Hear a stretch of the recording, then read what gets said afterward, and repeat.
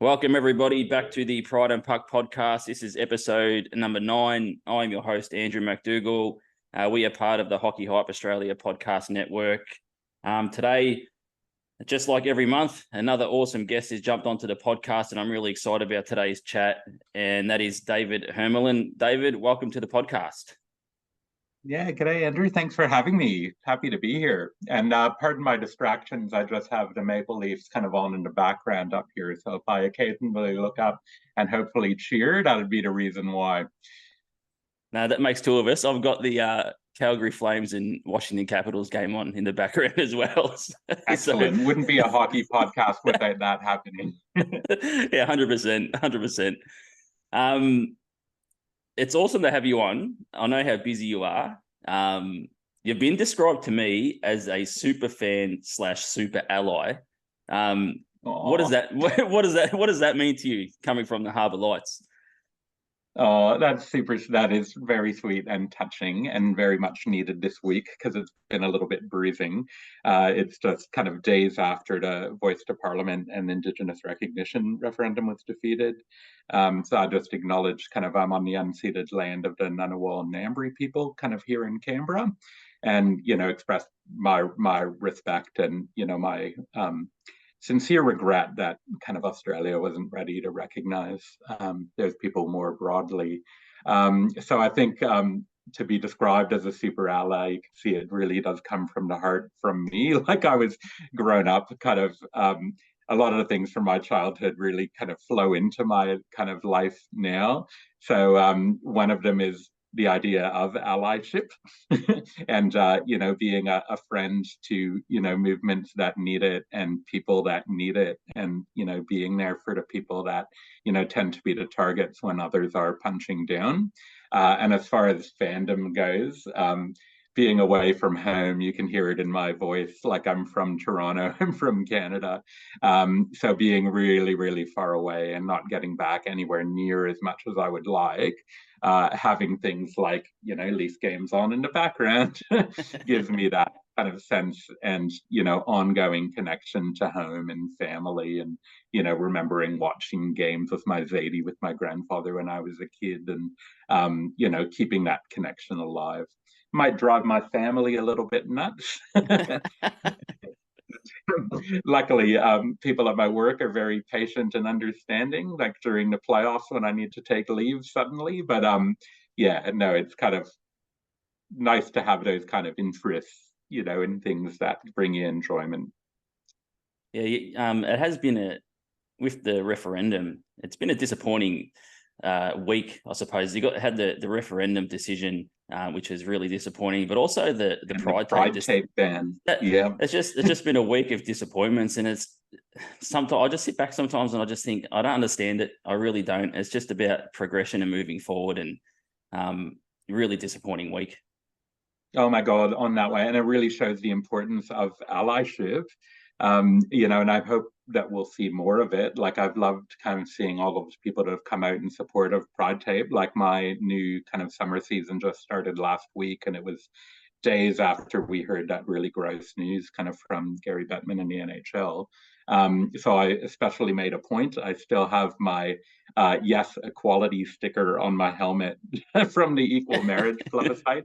On the other side, I will still leave on my Yes 23 case for Indigenous reconciliation. And I have, of course, Pride Tape kind of proudly wrapped around my stick, because that kind of visibility is so important. So, yeah, hopefully we'll see more players. I've seen a few players kind of come out and support, some people that have long been in support of really making hockey is for everyone true, and which is the opposite of what the NHL did. Like, it needs new leadership, perhaps. And yeah, I did see Scott Lawton, I think, come out and said that he'd be putting the Pride Tape on. It wouldn't matter, which is good to see. Good. And I saw Ron McLean on Hockey Night in Canada over the weekend, also saying that the NHL got it wrong with its gag order and that should be reversed. So, it's good to see that I can't imagine Don Cherry would have said anything kind of as as friendly. So it's good to see the current representatives there actually making the case and showing that pride. Yeah, I agree. Absolutely.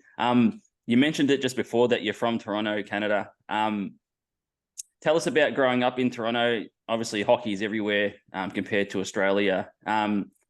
You mentioned to me before we come on, you grew up in a Jewish family and community. Can you just explain about growing up in that community and also how it ties into hockey and things like that? Yeah. So like in the community, like I grew up in a secular kind of humanistic part of the Jewish community. So the values that I was taught kind of growing up were things like tikkun olam, which means healing the world.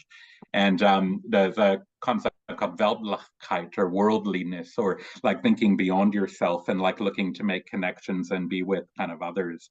So I think growing up kind of in that kind of world, like we were really active in peace movements, anti-war movements. It was a time when there was the good Star Wars that I'm again a super fan of, but it was also the really terrifying and like world-threatening like Ronald Reagan Star Wars, which was kind of putting like putting stuff in the sky that would have blown like during the Cold Wars, like nuclear weapons kind of out of the sky between Canada and between America and Russia, and then having them landing on Canada, which is a lovely thing to imagine kind of when you're a little kid. So anyways, we were very active in peace movement, anti-war movement, the anti-apartheid movement. And amongst my family and friends and classmates, everyone played hockey as well, right? Like we had a rink that was, a couple of minutes walk from home. You could almost go in any direction, and within 5 minutes you'd be at a rink.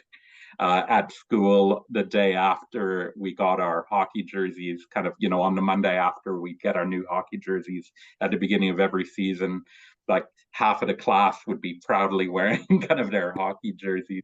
So it was a real mix of things that were foundationally kind of established kind of when I was a kid growing up. That continues today, obviously. So that's sort of the way you're sort of raised within that community is obviously continued on, even crossing over to Australia, living in that way and seeing the world in that way. Yeah, no, 100%. I mean, I came here for love, like, like it wasn't one of those pathways where I came here for work or anything like that. I happened to meet an Australian when I was traveling, kind of as a young kind of uni student does, kind of getting away from Toronto in the summer and went to Central America. And I was traveling around kind of Mexico and Guatemala that I met my now wife. Who's from Canberra, like, not far from where we live now. And I had never heard of this place called Canberra before. Obviously heard some things about Australia, but it was mostly like the stereotypical kind of images of Australia. So we spent some time kind of back and forthing, like before kind of we settled here. Like, we've been here now for 20 years now. And when I came here, well, when I lived here previously, I got involved in volunteering with different environmental groups, got involved in campaigns with Indigenous people against uranium mine expansion in Kakadu National Park, involvement against companies that were, logging kind of old growth, forests kind of in around in Victoria. And just again, like more allyship kind of with people that were kind of in movements then. Because in the versus with students, like against kind of dismantling of student unions, kind of, and funnily had a close encounter with then Prime Minister, kind of John Howard, where it was students trying to block his way going into a speaking event, and he mustn't have been expecting the reception that he got, because he actually ended up being right face to face with them, and was moved out of the way and ended up ripping a shirt that I had borrowed. So it was kind of fun to be able to tell someone that, oh yeah, about that shirt that I borrowed, it's got a rip in it, kind of courtesy of the Prime Minister. So, I quickly got involved. Since I've lived, like the last 20 years, I've been working in the public sector union.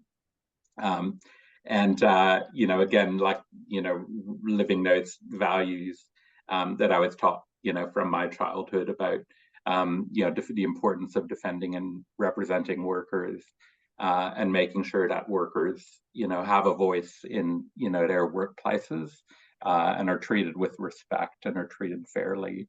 And importantly, in the public sector union, also being an advocate for public sector and public services that are well funded, that have integrity. And it's actually a really important link to Harbour Lights, because it's through my work at the CPSU that I've met Emma Groove and Stuart Ridley, who invited me along to my first Harbour Lights games. That's really cool. It's when I spoke to Anya, she was saying that she met I think it was Stuart through DJing and things like that.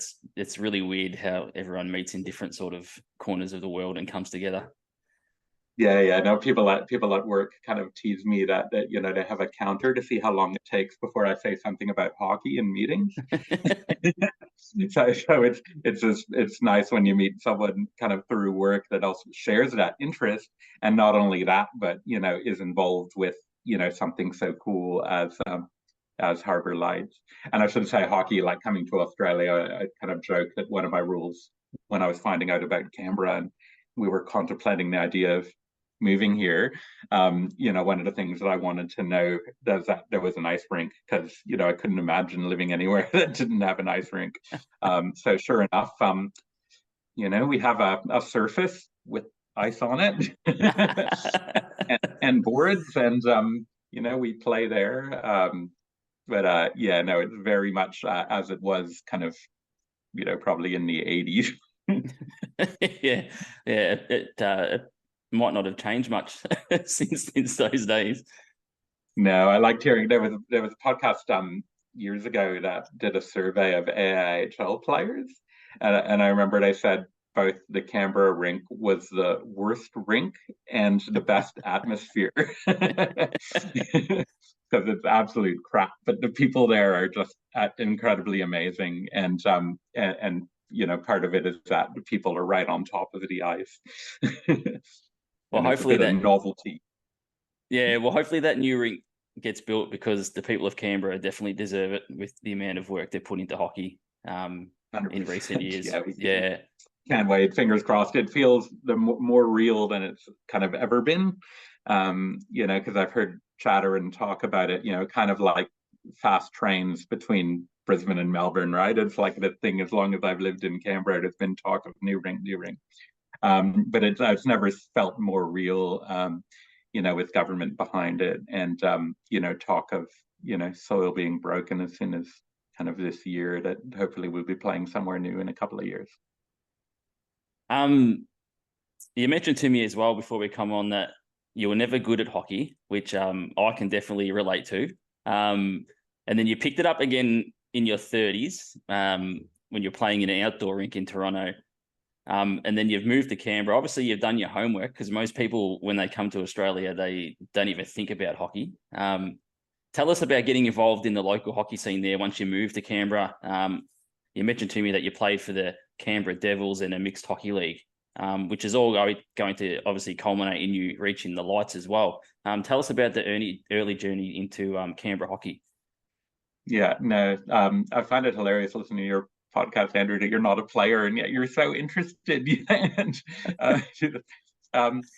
but yeah, so it was, when I was a kid, everyone played, like I mentioned before, and there comes a point kind of in young teenagehood where I was seeing all my friends get better and my sister getting better, and instead of being happy for my friends, like when they were getting better and getting chosen onto select squads, or when I was playing in games with my sister and seeing her doing well, I kind of had the typical kind of angry young teenager reaction, going, this game sucks, why are they getting better and why aren't I getting better, and kind of threw down my stick and my gloves and went home. And reflecting back kind of with the hindsight I have now, like I totally get it, like it's a really tough time of life, and kind of got glimpses into it now, kind of having a teenager ourselves.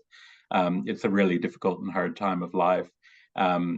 and I didn't always react to it very well. So I ended up with this 20-year hiatus until I was a little bit older and wiser. And a friend, an activist friend, invited me to this adult beginners hockey league that he had heard of and started going to. And it's like, oh wow, what a great idea, because I'm a fan of hockey. I watch hockey. It'd be so fun to go back and give it a go again. And it was kind of such a great thing. Like Jane, my wife, came with me. Like we played together, like in those kind of last years that we were in Toronto playing in that beginner league. And then when I moved to Canberra and got plugged in with the illustrious rink and the community here, I've kind of seen the adult hockey community grow to the point where in the beginning, like 20 years ago, like we didn't have proper teams, like, there were just a collection of different colored jerseys. And it's like, oh, what team am I tonight? Oh, I'm the yellow team, or I'm the green team. And then, a few years into it, it established and we got proper teams, and we, had a senior C, which was the kind of intermediate kind of group, like, just above beginners, but not quite, ready playing AHL or anything like that. And we were having, it was lots of fun. Like when you finally got a team logo that you can put on, and teammates buying merch kind of for your own team, and you got your name and your number on your back, and there's kind of stats and scores, and you're playing for a championship. It's really been great fun. And then I kind of was saying how my 50th birthday year, I gave myself a present of taking myself down a division. And at that point, the community in Canberra has grown to the point where we have leagues that run in winter and summer, because there was too much demand and not enough ice time, that we just had to split, like who would play when, so that, teams could get a proper season. So I'm playing now in the lower level division that plays in the summertime, which has its great advantages when you're playing in a social league, because, such an important part in a social league is the beers afterwards. So we have, great epic kind of get-togethers kind of in the car park kind of after games. And with the new season having just started last week, it almost felt like doing a pub crawl in the parking lot, because you had the different team groups kind of all meeting together in different spaces around their esky, and everyone was just so happy and excited to be back at it and seeing each other again, that I probably stayed a little bit longer than I should have. You're also named captain as well. And oh my goodness, yes. In 2017, and you made the final that season. Now, I don't want to bring back any painful memories, and if I don't know the result of that final. Did you win it, or did you lose that final? There's probably a reason why I didn't mention the result. But look, that was like such a great honor, like it was probably a time in my playing career, air quotes, when my contributions probably were more off the ice than on. So I was pretty chuffed to have my team choose me to play that role. And one of the things that I did, like, that was really good kind of as far as an off ice contribution, was there were some changes made in the team. We had a bit of an exodus. We brought in a bunch of new players, and the new players that came in, it just made for such a fantastic kind of season and year. And like the change in our results kind of was extraordinary. So we got to the final. We were playing our quote unquote frenemy team, the Eagles, and it was 0-0, like probably about 10 minutes into the third period before the Eagles kind of got the first goal of the game. And it was one of those scrappy, like from the side, like it looked like an impossible kind of position to be able to get a goal, like on the circles, kind of on the board side. And somehow it found its way in. We kind of, poured it on at the end, gave it everything we had, pulled the goalie, but they ended up getting the insurance marker, and we lost 2-0. And weeks later, I was at, again, the Eagles, they're our frenemies, like, so I was at the birthday party of one of the players on that team. And when I got to his house with one of my teammates, he said, "Do you want a drink from the trophy that we won from you?" It's like, you bastard. But yes, yes, I do.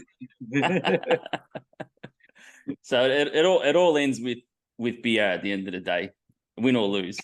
Might have been Canadian Club that day. But the camaraderie, right? Like, again, that allyship. Yeah. It all comes back to that, like, being in a team, with a bunch of people that you enjoy doing sport with. Like, a little bit of exercise is not the worst thing in the world, but, like, having a group of people together that kind of, stick with each other, enjoy each other's company, and have a good time. In 2021, you found the Harbour Lights. You mentioned earlier about Stuart and Emma. How did it actually come about to getting to Harbour Lights and speaking with Stuart and Emma? Was it, oh, you've got a Canadian accent, you must play hockey? How was the transition from joining Harbour Lights? Just Harbour Lights, such a kind of wonderful thing, and I remember seeing posts and hearing stories kind of from Stuart and Emma about when it was starting up. Like, Stuart kind of told me the story about how I forget where it was, but somewhere where they just put out an expression of interest, kind of thinking, oh, well, we might get a few. And then just being overwhelmed, like how they really kind of struck a chord and hit an appetite. You can totally see it, like, growing up in hockey, like how needed it is to have somewhere that's, one, safe, and two, welcoming, and three, like, not just welcoming but celebratory, and, like, really kind of saying, this is awesome, this is, a safe space, everyone's welcome here, and celebrating and visualizing that so beautifully. So they kind of were niggling me, like, oh, come, you should come to this game. And I thought, I don't know how to travel to Sydney, like, for a game, like, really? But they talked me into it, and they're the best hosts in the world, obviously. But it was just so much fun. Like, from the first minute I was there, I was completely hooked. Like, it was one of those nights where they had a disco on, and then the game kind of afterwards. I was a bit aggrieved that I was put in the experienced, again, air quotes, group, just because of the time I've been playing. But man, some of those players were really, really good. But there was, yeah, just fun, colorful, like, amazing, wonderful group of people that it was fantastic to be invited and to come and take part and to show that allyship. I've since kind of been like, they can't keep me away now. Like, I want to come to everything that's going on. I went to the one that was in Melbourne that was over a few days. There was World Pride again in Sydney. There was another Mardi Gras game in Sydney. And yeah, no, I'll just go every time I'm invited now. And one of the hopes is that we'll get enough interest in Canberra to be able to host at some stage. We've had a few players from different leagues kind of come and join and come to some of the Sydney games so far.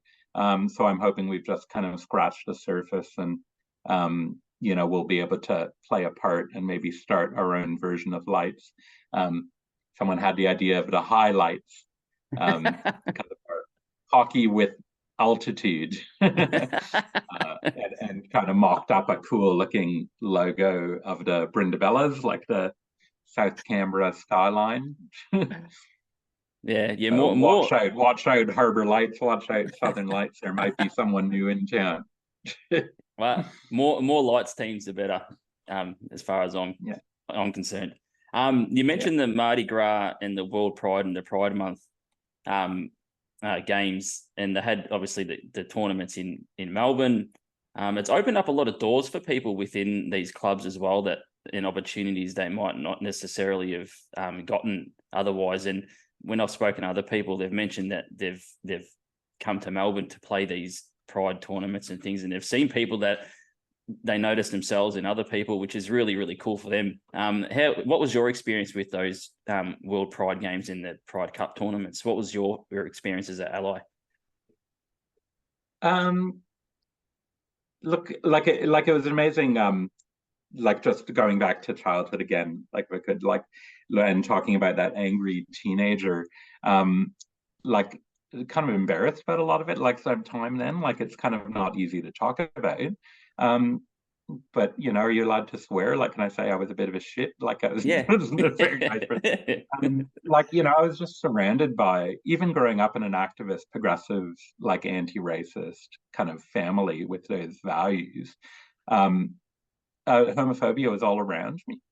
And homophobia was at school, it was amongst my friend group, it was in the locker room, and it poisoned, like it was like it was in me as well.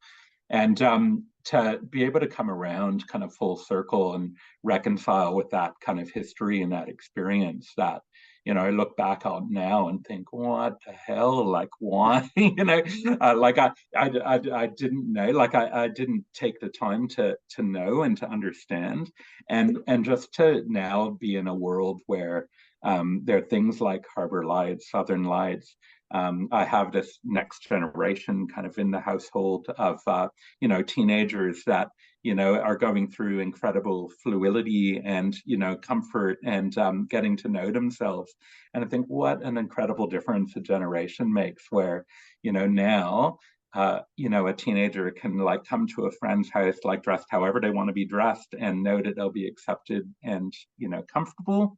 And a hockey player like doesn't have to go to a dressing room where there'll be people like I was when I was a little shit who didn't know any better, and not to apologize for it. Like it's just like a thing that lots of people do. Like to know that there's places they can go where they don't have to deal with that bullshit, and instead they can be not just safe but celebrated. Yeah. Is absolutely wonderful, to be part of.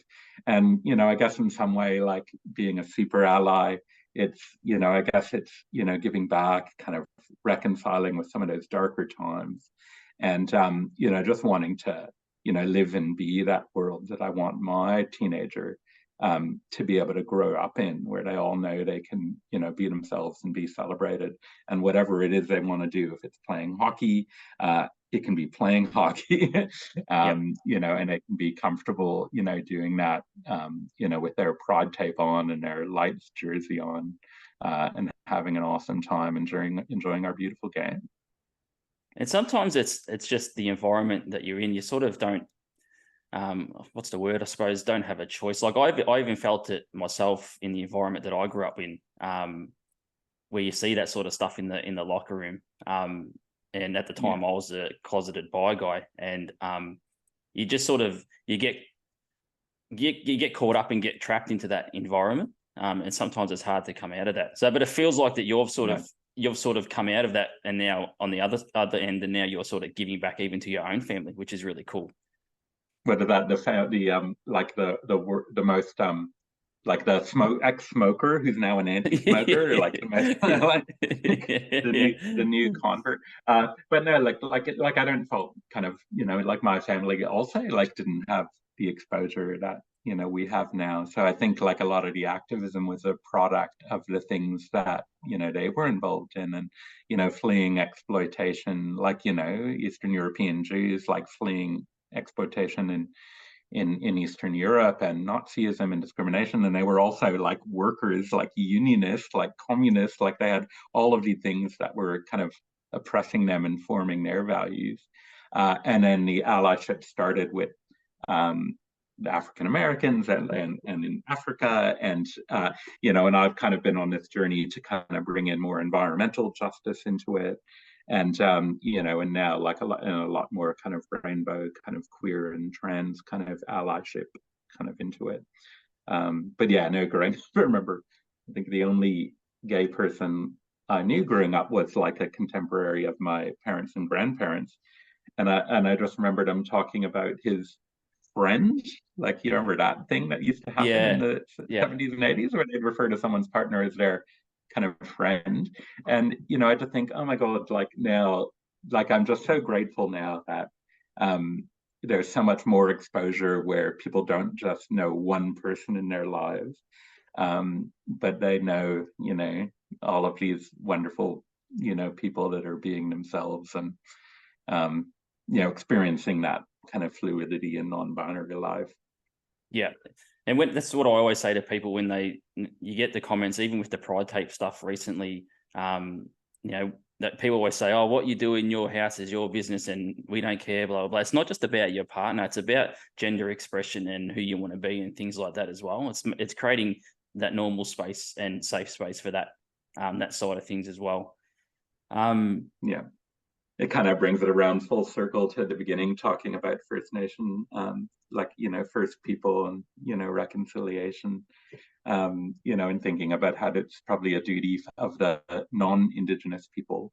Like I remember being told by someone that it's not up to us to reconcile with white Australia, it's up to white Australia to reconcile with us, because, we're the ones that are creating. So I think that's it. I think it's like us, boring cishet white dudes, like making sure that we're kind of open-minded and understanding that even if we had radical ideas and we're allies about something in the past, we need to be willing to move that and adjust that and get involved in new movements with people that need it. Yeah, absolutely. What's one thing that you've on the light note? You know what I found?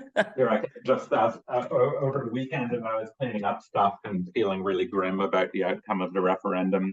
I found my sign from after the marriage equality kind of plebiscite that I brought to a celebratory event about how Canberra voted 74% yes.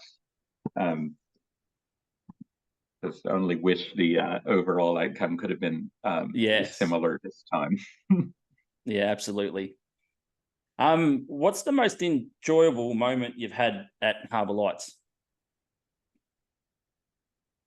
That's a really hard question because there's been so many. But I'd have to say it's not so much a moment kind of in the games, but the more lasting moments. So, you connect with people at these games, especially the ones that go for a couple of days, where you get a more opportunity to mix with people. And then, seeing them come, like some of the players from Harbour Lights were recently in Canberra for the women's league, kind of the women's winter league semi-final and final. And just like it was the first time I ever experienced kind of visiting hockey players, like coming from Sydney, coming to Canberra to play the Canberra team, going, hang on, I know them. Like, so I think the thing that's a great moment is that you meet these people kind of through playing a game that's only kind of a handful of games, but because you're involved in something that's kind of is so special, that it forms those kind of really nice bonds and friendships. So I'm going to cheat a little and say it's not so much a moment, but it's the people that you meet and then the ongoing moments kind of from those people that you've met and those connections, with folks that are like-minded and and doing great things. That's the thing that I seem to get a fair bit when I talk to people about Harbour Lights or Southern Lights. It's the hockey is almost like a byproduct, but it's more the relationships and things in the community that you build, and then there's the hockey. Yeah, no, absolutely. And then hockey helps, it helps facilitate that because, it is in and of itself such a fun thing, and you can't help but have fun when you're all getting together for that reason. Yeah. And yeah, and the people involved are just wonderful. Like, the Sydney folks that came, that lost in the semi-final to Canberra. They were still like so delightful, like even though they lost, like talk about bringing up bad memories, like they were still kind of joyful and having a great time, and it was more about the game and about that camaraderie than it was about the winning or losing. Although I have to say I was pretty chuffed at the I think it was the Sydney one, the one at Macquarie, because it was set up like real games, like there was announcing and there was music, and I kind of had the rare experience where I actually scored a goal in one of those games and got to hear my name announced kind of over PA, which wasn't anything I'd ever experienced before.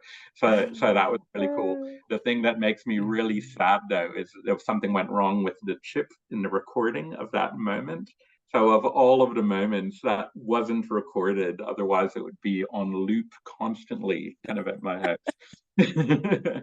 You just close your eyes and just picture that you're in Toronto playing for the Maple Leafs and someone's calling out your name across the speaker. That's right. That's right. And playing Hall and Oates. If you are someone from the LGBTIQ plus community, or even an ally, why would you recommend hockey and why would you recommend Harbour Lights to people? Look, hockey has a rap for being kind of, rough and tumble. But it's really, I jokingly like to call it like ballet on ice. It's a beautiful game. It's so much fun. And the other thing I love about ice is it's much more forgiving than land sports, where you fall on land sports, you kind of, hit the ground really hard, where ice, when you hit it, you glide. And the other thing too is you're already icing your injury, which is a good thing to do when you're playing hockey. And Harbour Lights specifically, so that's the hockey side of it. And Harbour Lights, like you just really won't meet. It's hard. It's such a great group of players. It'll be hard to meet like a more welcoming community. From my experience, as an ally and coming in to support, it's been nothing but kind of open arms and like broad runway and like rainbow carpet to invite me in and to be there. And the events are just so much fun.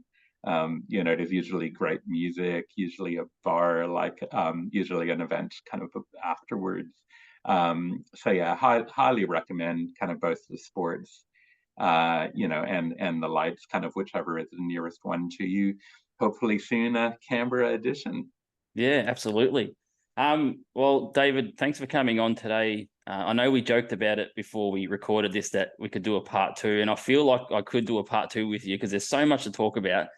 Trying to fit it into that sort of 30 to 40-minute gap I don't think it's does it justice. So maybe we can get you back on in 2024 for season 2, and we'll do a part Beautiful. 2. No, I was very happy to be asked, and I asked whether, are you sure you want me on? Like, are there other people that? Yeah. But yeah, no, happy to participate, and good on you for doing this. Yeah, thanks heaps, and thanks for coming on. Yeah, I hope you enjoyed the chat because I did, and yeah, we'll chat again soon. Good one.